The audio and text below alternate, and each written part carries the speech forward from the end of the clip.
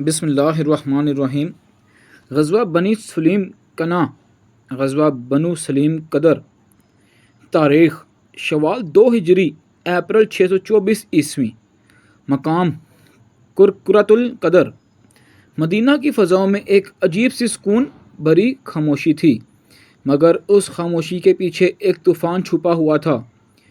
غزوہ بدر کبریٰ میں قریش کی ذلت آمیز شکست نے پورے جزیرہ عرب کو ہلا کر رکھ دیا تھا۔ اہل بدر کی شان اور مسلمانوں کی شجاعت کی خبریں ہر قبیلے تک پہنچ چکی تھیں۔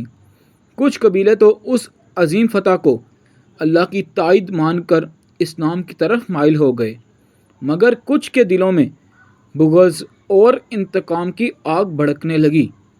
انہی میں بنی سلیم اور ان کے اتحادی قبائل تھے۔ یہ قبیلہ حجاز کے شمالی حصے میں وادی کنا کے قریب آباد تھا۔ انہوں نے فیصلہ کیا کہ بدر کی شکست کا بدلہ لینے کے لیے ایک بڑی فوج جمع کی جائے اور مدینہ پر اچانک حملہ کیا جائے۔ ان کی یہ سازش رسول اللہ صلی اللہ علیہ وسلم تک پہنچی۔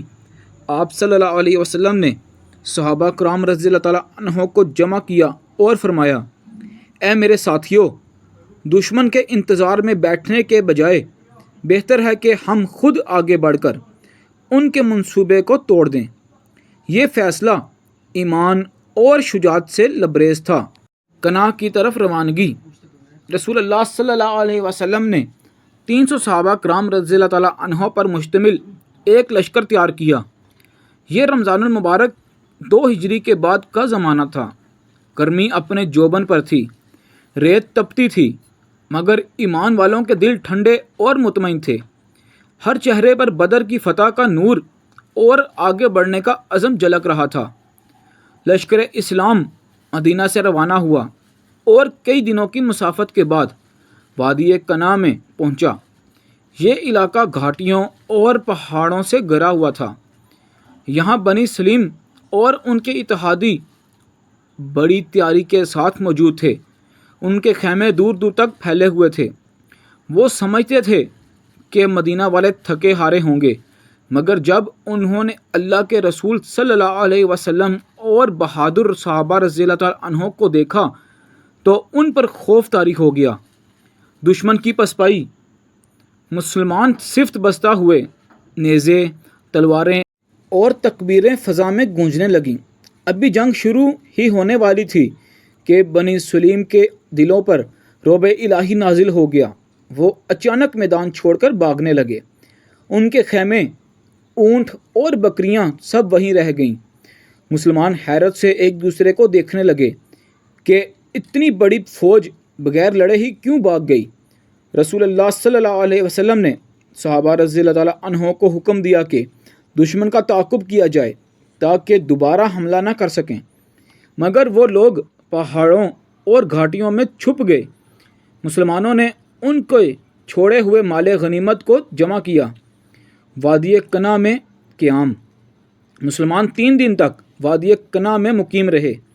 اس دوران دشمن دوبارہ سامنے نہ آیا۔ ان دنوں صحابہ رضی اللہ تعالیٰ عنہ نے فتح کا شکر ادا کیا اور اللہ کا ذکر کرتے رہے۔ اس سفر میں بہت سا مال غنیمت مسلمانوں کے ہاتھ آیا، جسے رسول اللہ صلی اللہ علیہ وسلم نے عدل کے ساتھ تقسیم فرمایا۔ مدینہ واپسی۔